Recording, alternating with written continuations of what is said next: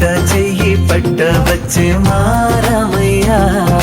పెద్దలు వేసిన అక్షతలు, దేవుడు పంపిన దీవెనలు, ఇవిలో కుదిరిన దంపతులు ఈ చోట కలిసారు ఇవాటికి.